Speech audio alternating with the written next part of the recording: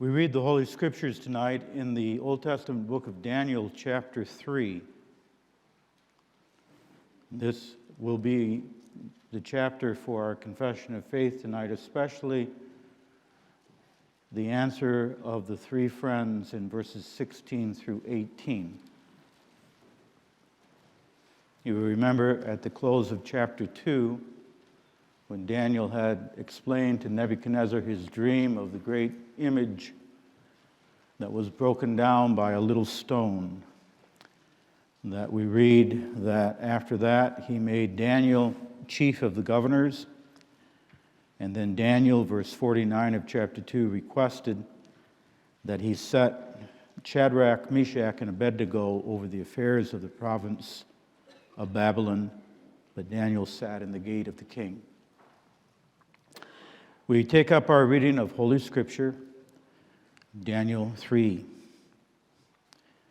Nebuchadnezzar the king made an image of gold whose height was 80 cubits and the breadth thereof 6 cubits. He set it up in the plain of Dura in the province of Babylon. Then Nebuchadnezzar the king sent to gather together the princes, the governors, and the captains, the judges, the treasurers, the counselors, the sheriffs, and all the rulers of the provinces to come to the dedication of the image which Nebuchadnezzar the king had set up. Then the princes, the governors, and captains, the judges, the treasurers, the counselors, the sheriffs, and all the rulers of the provinces were gathered together unto the dedication of the image that Nebuchadnezzar the king had set up. And they stood before the image that Nebuchadnezzar had set up. Then an herald cried aloud, "To you it is commanded, O people, nations, and languages, that at what time ye hear the sound of the cornet, flute, harp, sackbut, psaltery, dulcimer, and all kinds of music, ye fall down and worship the golden image that Nebuchadnezzar the king hath set up. And whoso falleth not down and worshipeth shall the same hour be cast into the midst of a burning fiery furnace. Therefore, at that time, when all the people heard the sound of the cornet, flute, harp, sackbut, psaltery, and all kinds of music, all the people, the nations, and languages fell down and worshipped the golden image that Nebuchadnezzar the king had set up. Wherefore, at that time, certain Chaldeans came near and accused the Jews. They spake and said to King Nebuchadnezzar, O king, live forever. Thou, O king, hast made a decree that every man shall hear the sound of the cornet, flute, harp, sackbut, psaltery, and dulcimer, and all kinds of music, shall fall down and worship the golden image, and whoso falleth not down and worshipeth, that he should be cast into the midst of a burning fiery furnace. There are certain Jews whom thou hast set over the affairs of the province of Babylon, Shadrach, Meshach, and Abednego. These men, O king, have not regarded thee. They serve not thy gods, nor worship the golden image which thou hast set up. Then Nebuchadnezzar, in his rage and fury, commanded to bring Shadrach, Meshach, and Abednego. Then they brought these men before the king. Nebuchadnezzar spake and said unto them, Is it true, O Shadrach, Meshach, and Abednego? Do not ye serve my gods, nor worship the golden image which I have set up? Now if ye be ready, that at what time ye hear the sound of the cornet, flute, harp, sackbut, psaltery, and dulcimer, and all kinds of music, ye fall down and worship the image which I have made, well. But if ye worship not, ye shall be cast the same hour into the midst of a burning fiery furnace. And who is that God that shall deliver you out of my hands? Shadrach, Meshach, and Abednego answered and said to the king, O Nebuchadnezzar, we are not careful to answer thee in this matter. If it be so, our God, whom we serve, is able to deliver us from the burning fiery furnace, and he will deliver us out of thy hand, O king. But if not, be it known unto thee, O king, that we will not serve thy gods, nor worship the golden image which thou hast set up. Then was Nebuchadnezzar full of fury, and the form of his visage was changed against Shadrach, Meshach, and Abednego. Therefore he spake and commanded that they should heat the furnace 7 times more than it was wont to be heated. And he commanded the most mighty men that were in his army to bind Shadrach, Meshach, and Abednego, and to cast them into the burning fiery furnace. Then these men were bound in their coats, their hosen, and their hats, and their other garments, and were cast into the midst of the burning fiery furnace. Therefore, because the king's commandment was urgent and the furnace exceedingly hot, the flame of the fire slew those men that took up Shadrach, Meshach, and Abednego. And these 3 men, Shadrach, Meshach, and Abednego, fell down, bound, into the midst of the burning fiery furnace. Then Nebuchadnezzar the king was astonished, and rose up in haste, and spake and said unto his counselors, Did not we cast 3 men bound into the midst of the fire? They answered and said unto the king, True, O king. He answered and said, Lo, I see 4 men loose, walking in the midst of the fire, and they have no hurt. And the form of the 4th is like the Son of God. Then Nebuchadnezzar came near to the mouth of the burning fiery furnace, and spake and said, Shadrach, Meshach, and Abednego, ye servants of the Most High God, come forth and come thither. Then Shadrach, Meshach, and Abednego came forth of the midst of the fire. And the princes, governors, and captains, and the king's counselors, being gathered together, saw these men, upon whose bodies the fire had no power, nor was an hair of their head singed. Neither were their coats changed, nor the smell of fire had passed on them. Then Nebuchadnezzar spake and said, Blessed be the God of Shadrach, Meshach, and Abednego, who has sent his angel and delivered his servants that trusted in him, and have changed the king's word, and yielded their bodies, that they might not serve nor worship any god except their own God. Therefore I make a decree that every people, nation, and language which speak anything amiss against the God of Shadrach, Meshach, and Abednego shall be cut in pieces, and their houses shall be made a dunghill, because there is no other God that can deliver after this sort. Then the king promoted Shadrach, Meshach, and Abednego in the province of Babylon. May God write his word on our hearts.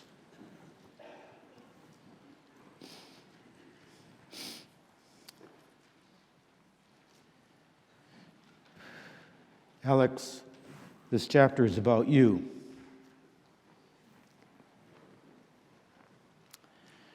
It's about every young person who publicly confesses Jesus Christ before men. This chapter is about you and me, the Church of Jesus Christ, tonight in this world as the end approaches, and as Antichrist, the man of sin, who will demand to be worshipped by all, approaches. This chapter is not just ancient history. It is history. It is real and it is true. 3 young men, 3 Jewish captives in Babylon were thrown into a heated furnace. And the pre-incarnate Jesus Christ walked among them, and their hair was not singed. But though it is true, it is written about us tonight. It's written about you tonight as a young person, what you can expect in this world.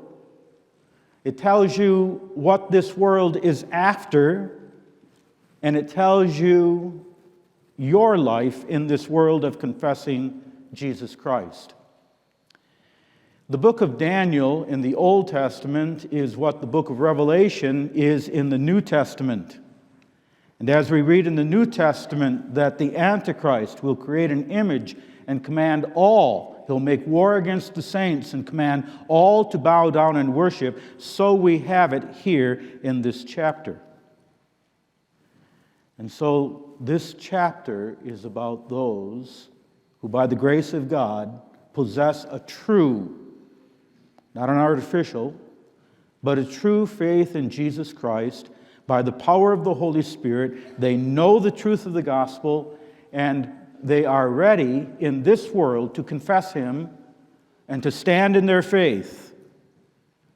Simply put, to be identified tonight in this world as those who belong to Jesus Christ, no matter the cost.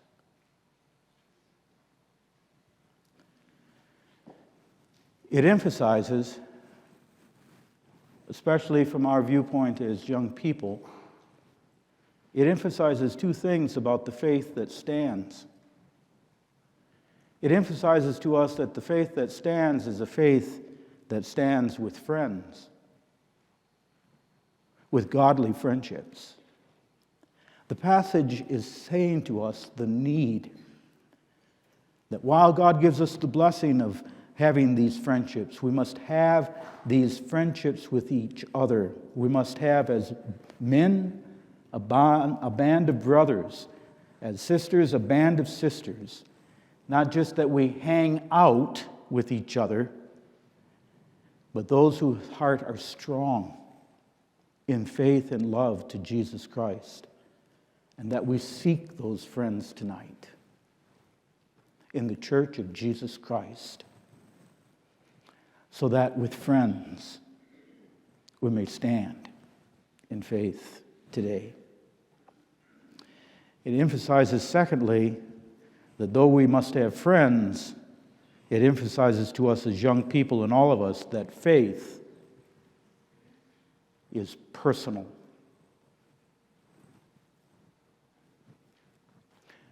No one can make this stand before the world for us. Each Christian themselves, by God's grace, must stand. This is the only chapter in the book of Daniel where Daniel is not mentioned. Daniel is simply not there. He was their leader. They had followed Daniel. He was their spokesman. He was the go-to man. Up to this point, he had done the speaking. He had stood before Nebuchadnezzar. They leaned and they followed on him. He's not there. There's no explanation given for where Daniel is. He's simply not there. Because our strength must not rest. We need friends. But our strength must not rest on another. It must rest alone in Christ. The one who was walking with the three friends in the burning fiery furnace. Faith must come to its own. True faith, you and I personally, must come to that point before this world that we confess Him before men. I call your attention to the friends in the fiery furnace, the intense pressure, the amazing confession, and the promised protection. If ever three young people stood before pressure to conform to compromise with this world and hide their identity as believing in Jesus Christ when the world is looking at them, it was these three. Their faith had already been put to test in their life as young men when they were commanded to eat the meat of Babylon, and instead, with Daniel, ate only a weak soup. But there, Daniel had done the speaking, and they did not have to deal directly with Nebuchadnezzar. In the second chapter, these three men came under the threat that Nebuchadnezzar put upon all the magicians and all the wise men of Babylon, that he would kill them all if someone didn't tell him about his dream. And Daniel again interpreted it. So they had been under that threat, but they had time. Daniel was given time to interpret it. But now it is different. There's no way out of this. It is immediate. It is public. They are on the spot. What are you going to do? Are you going to bow or not? And if you don't bow, the world will bring the most horrible consequences into your life. It was either immediate obedience or it was compromise and denial. Nebuchadnezzar had made an image of gold. And you remember from chapter 2 that he had seen that image in the valley, and he was the golden head. Everything else that Daniel told him about that image, when he told him that the kingdom of Jesus Christ, that little stone, was going to roll down into the valley and smash this image, he's forgotten about all those things. He only knows this image is the kingdoms of the world, and I'm the golden head. And that's what has stuck in his memory. I'm the head of gold. And so he makes this image, 90 feet tall, 9 feet wide, high and glorious, properly displayed in the valley of Dura. He sets up a festive event. It's something very similar, like the watching of the beginning of the Olympics. He gathers dignitaries, judges, financiers, officers, military, kingdom people, district rulers.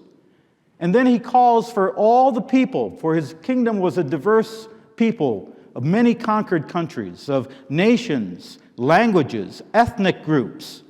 And he arranges for an impressive orchestrated moment. He has an orchestra, and he has one grand moment when the sun probably was shining from the heavens, gleaming off his golden image. And when they were to hear the music, everyone, think of 100,000 in the University of Michigan, a sea of humanity. And as one, they fall down to his image. Was he after political conformity? Was he after one world government? No question. He's after more than that. He was after religion. He was after the worship of the beast. He was after the enthronement of man.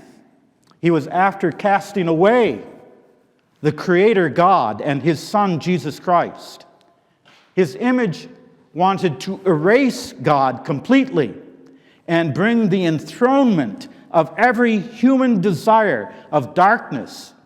His image represented that there would be one leader of mankind to protect and to bring them into their golden age and to establish this new religion, this religion of man, which would extend goodwill to mankind and the enthronement in their life of every sinful desire. And a kingdom that would mark out as evil for extermination any who would not bow. Daniel's three friends did not bow. But that did not go unnoticed. We read in verse 8 that some of the Chaldeans, those were the magicians, the sorcerers, they came forward and they accused the Jews. And it's not hard for us to imagine here a little bit of jealousy working in them, because Daniel's 3 friends had been exalted above them. They jumped over them, and they were Jews, hated that covenant people who worship Jehovah.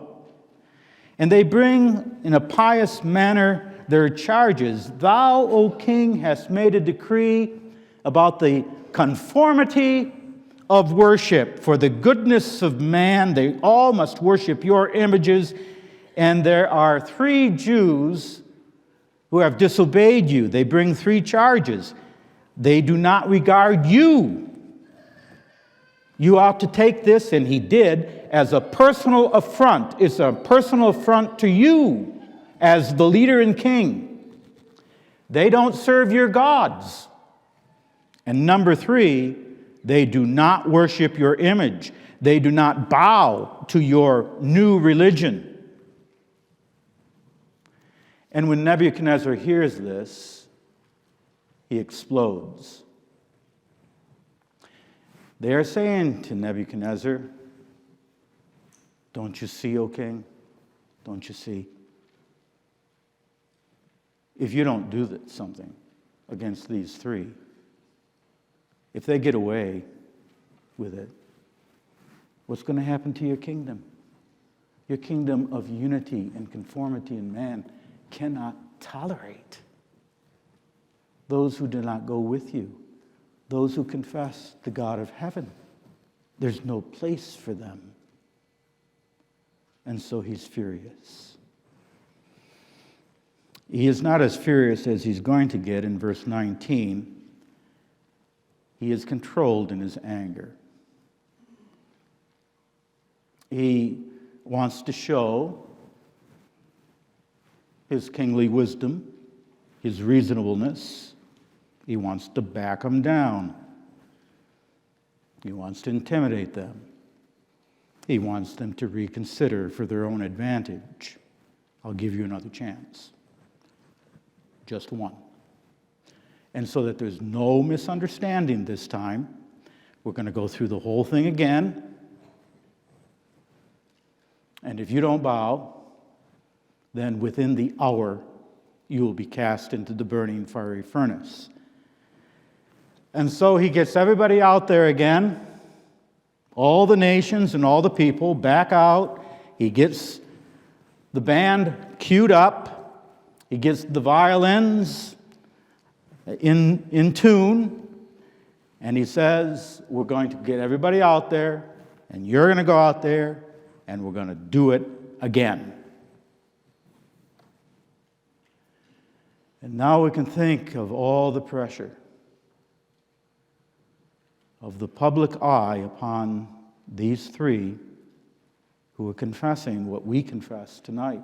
We confess it to a fuller extent and beauty than they, but they confess the same thing that Alex confessed tonight. There was a pressure to conform. We don't want to stand out as different. That's in our human creation. We want to wear the same clothes. We want to look like. We want to do what is everybody doing? If they're all doing it, then I ought to be doing it.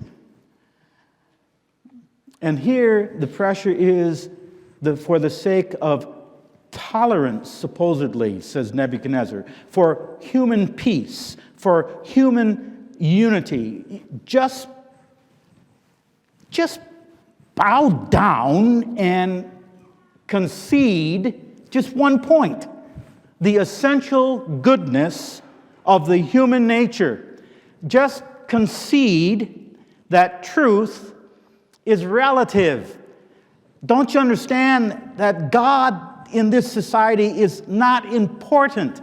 If you want God, make your religion, put it together as you want, but let's come together. We need to have a common ground. And this is it.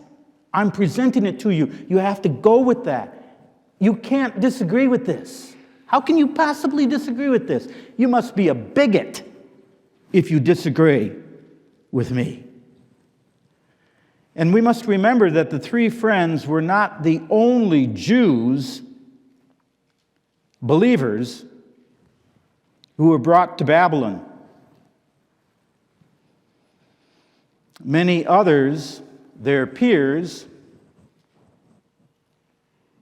who were taken with them into captivity that day, made their peace with bowing to the image. They didn't have a problem with this. They convinced themselves somehow, everybody's doing it. We don't really have a choice here. To keep things smooth, let's just bow. And remember also that these three had grown up in the Babylonian culture. It had been a long time since they had been in Canaan, and a long time that they had been in the temple. They had only seen the world all around them. That's the only thing they saw. And so if you want a job, if you want to eat, if you want to exist in the Babylonian culture, they all understood, you have to make a few concessions. And then think of the intimidation of the king. They're not talking to the secretary of the king. They're talking to the man Nebuchadnezzar, who in the Bible is the representative of the beast, of the Antichrist. And so many were saying to them, Shadrach, Meshach, and Abednego, keep it to yourself. Just keep this faith thing to yourself. We need to be sending to the world a message that we're like you. We can get along with you. And if we do that, maybe we can begin to influence them. We can talk like you. We can swear. We can drink. We can spend our weekends. We're not so much different as believers. We're not so much different from you. Don't you understand the alternative? The alternative is going to be death. And behind it was Satan. And behind it was the flesh. And amazingly, they confess, O king, you don't need to get everybody together again. You can do that if you want to. But we're not careful here to answer you. We, verse 18, we will not serve thy gods, nor worship the golden image you set up. This is amazing. This is beautiful. This is glory to God. This is the gift of a true faith, not of self. A true faith that knows self as sinner, but is united to Jesus Christ. Their response was immediate. Their response was straightforward. Their response was decisive. We're not careful how to answer you. That doesn't mean that they were disrespectful to the king or defiant, but it simply means, Nebuchadnezzar, we're not undecided about this. We're not uncertain what we need to do. We're not struggling over what to do. We're not weighing the pros and the cons on this one. We know what we must do, and by grace, what we want to do. We're not going to bow down because our hearts have bowed down by grace to God, our Savior. We love Him. Now, this is utterly amazing to us. We might think, if we were there, that perhaps they could have said to Nebuchadnezzar at this point, well, give us a minute here.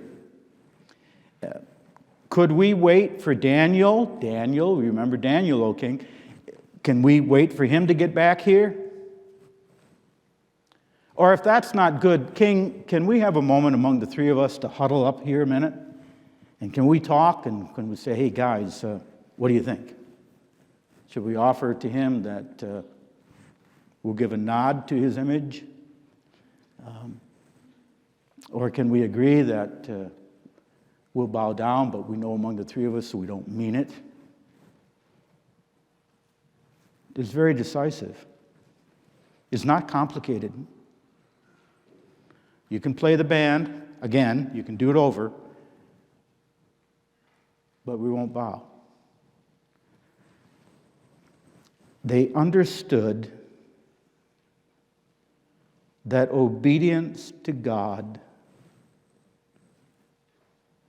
must be first. And when it is not, we will slide into deeper troubles. And God gave them the wisdom as young men to see that. There were two elements in their faith. They were confident of God's ability. They say to the king who said to them, there is no God who's able to deliver you out of my hand now. They respond, if so be our God whom we serve is able to deliver us from you, O king. They're confident in God's ability or power. But number two, their faith was submission to the will of God. They go on to say, but if not, if God does not deliver us, be it known unto you, we will not bow down. In other words, they were saying to Nebuchadnezzar, we do not know, they didn't know how this was going to turn out. We do not know what God has willed for us in the next moments. We are frightened, as humans are frightened of fire. We are frightened, but we know that God is able. We are in His hands, and we are subservient to His will. That is the heart of biblical faith. It is to trust God's power to keep us, even when we don't know God's plan. It is confidence in His ability and submission to His will. We do not have a promise from God that He will deliver us out of our immediate troubles, that He will immediately deliver us from sickness, stress, fears, troubles, persecution. That if we cry to Him, He'll just make it all go away. There's no guarantee of a happy ending. But we have His promise that He will be with us, and that faithfulness will not be in vain. We have no promise of a legion of angels. We have no promise that we won't die. But He will be with us. And obedience will not be in vain.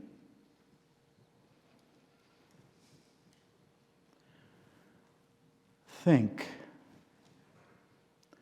of all the reasons they could find to justify bowing to the image. God gave them grace the first time,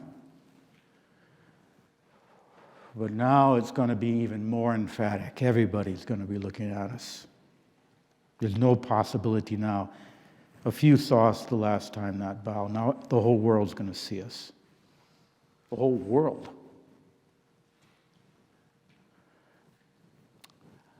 Our flesh would say, well,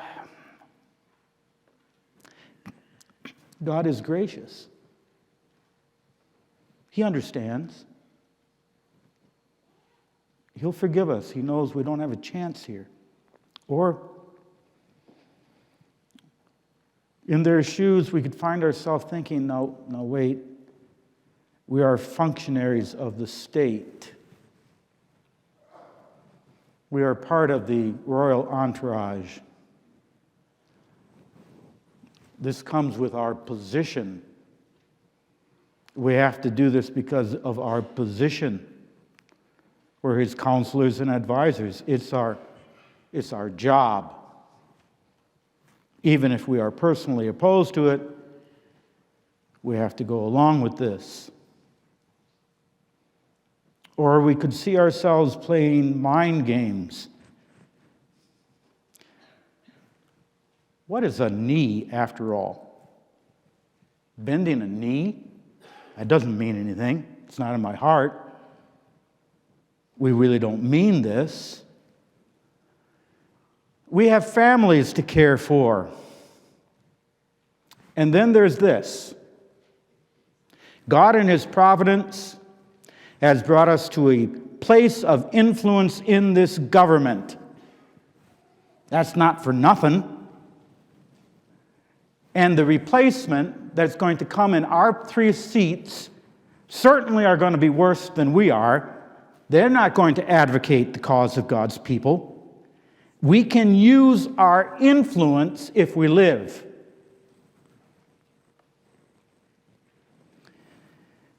But all the justifications that could have gone through their minds, and probably did go through their minds, they're human like we are, by faith, they didn't follow them.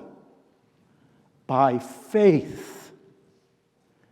Which is why I wanted to read to Alex from Colossians 2, that we must be rooted and grounded in the faith and established in the truth that we have been taught.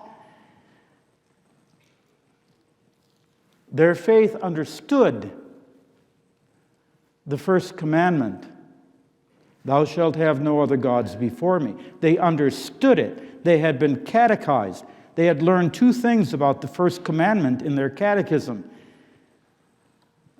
They had learned the first commandment teaches that whenever we try to add to God, whenever we have something in addition to God, we subtract from God. Children, follow what I'm saying. Nebuchadnezzar was not outwardly saying to them, you need to deny your God. He was only saying to them, you have to acknowledge mine above yours. You have to not deny your God. You just got to take on another one. Another one, at least in my presence, that you worship before yours.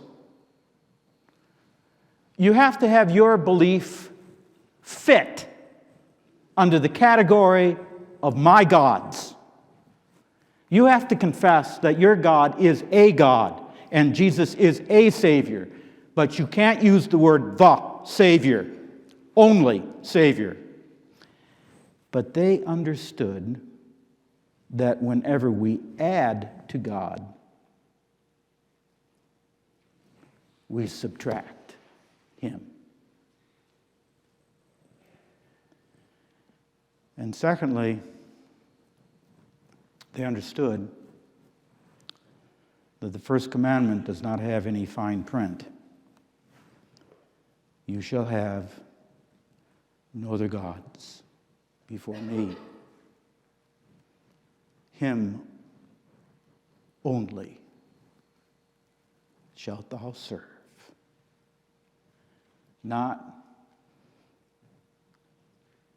But not when it's too hard. Not when you have an influential position and you think the public good is greater.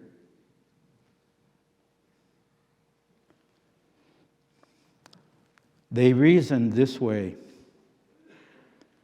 Should we, who are in the image of God through Jesus Christ,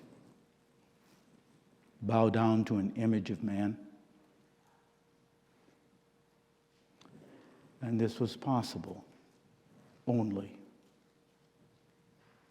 by faith. God's precious gift.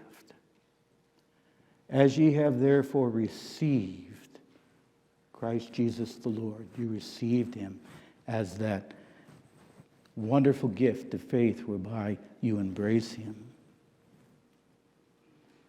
by faith.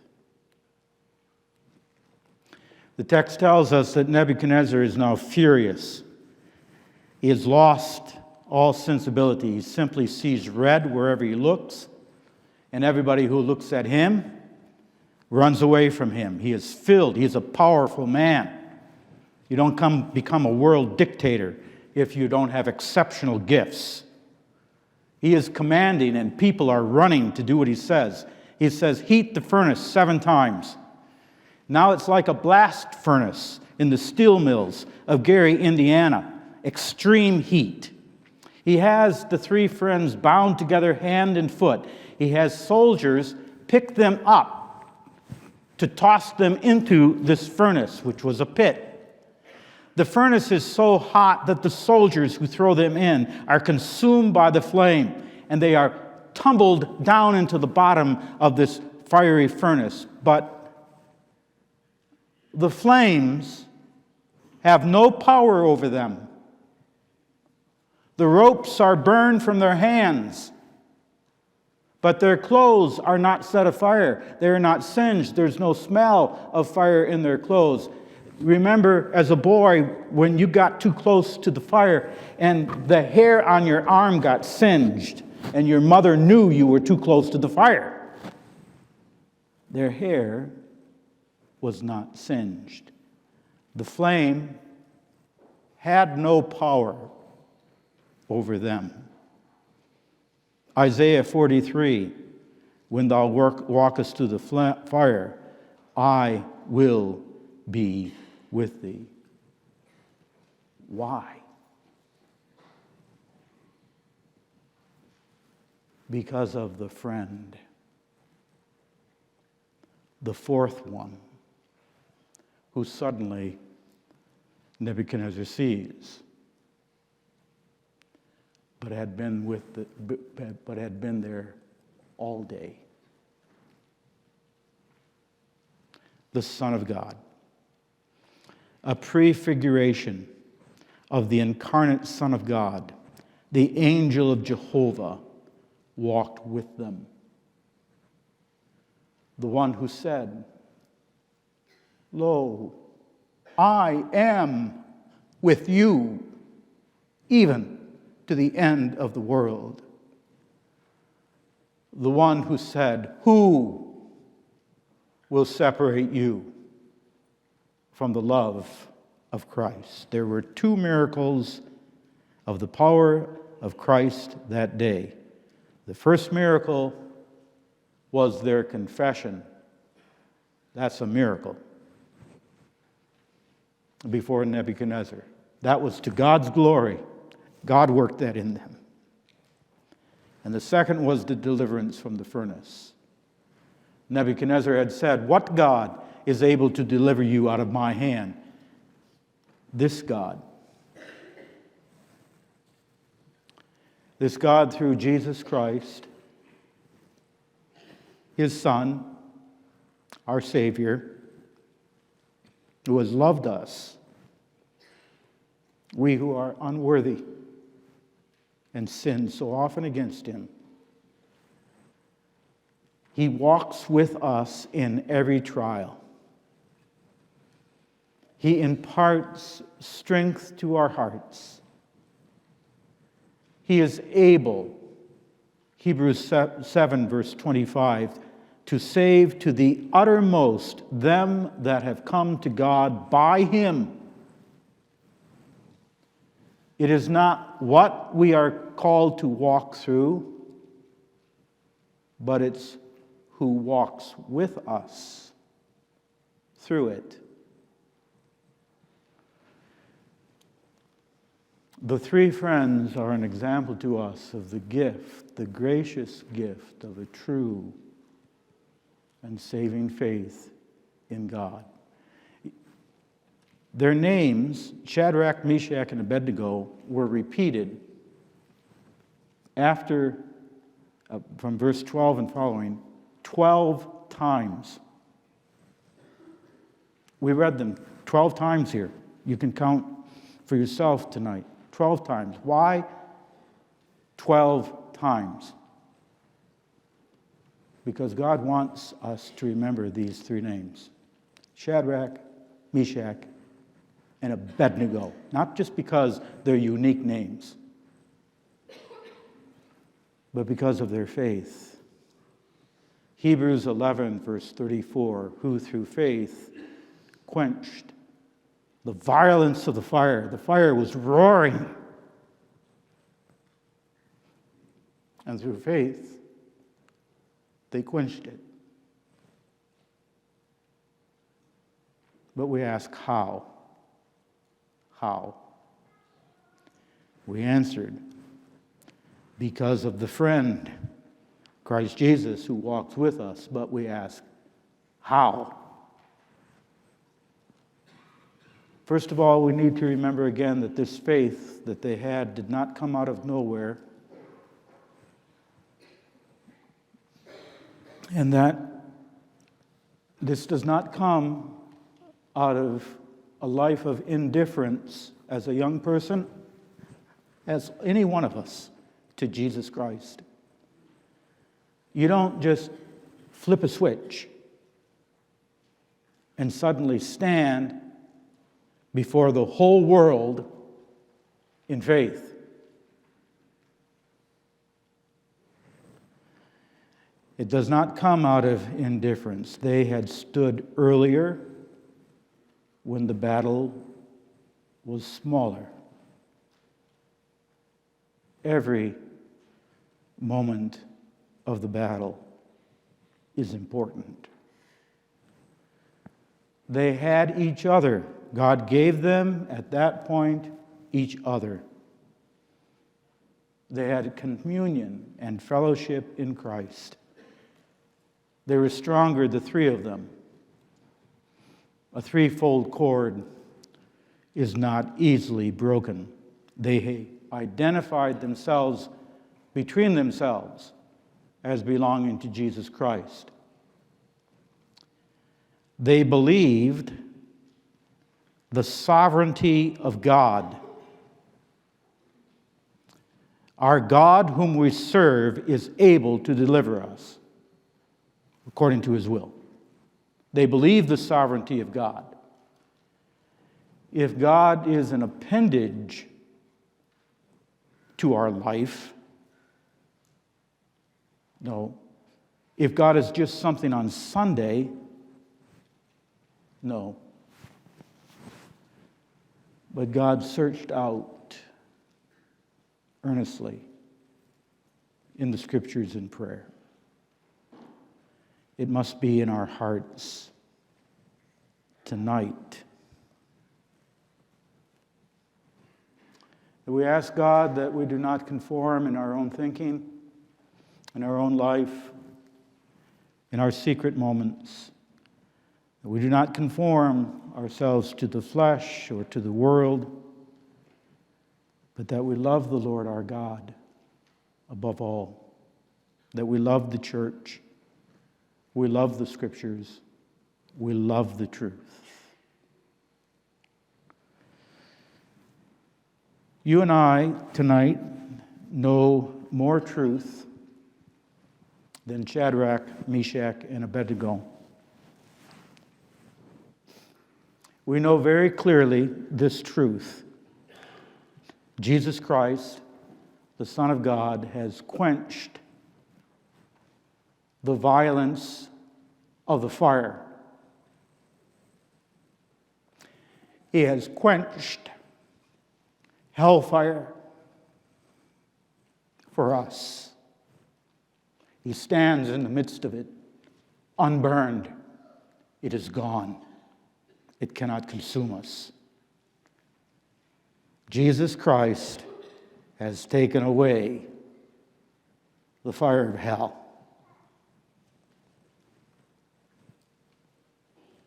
He walks with us.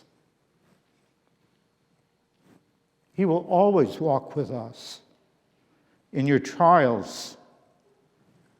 He will not always remove those trials. He won't. He has a purpose to refine us. But He will always meet you in those trials. And He will always protect you and keep you. Amen.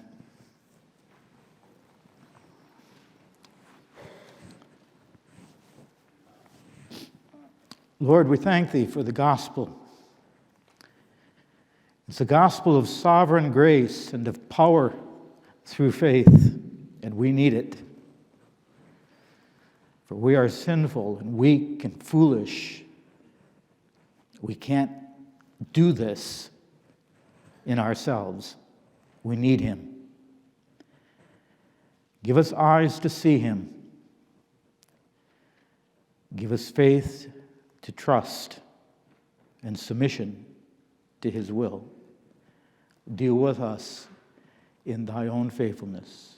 Now be with Alex. Be with each one of us. Be with us as children, boys and girls, young people, married, each one of us. And bless us this night for Jesus' sake. Amen.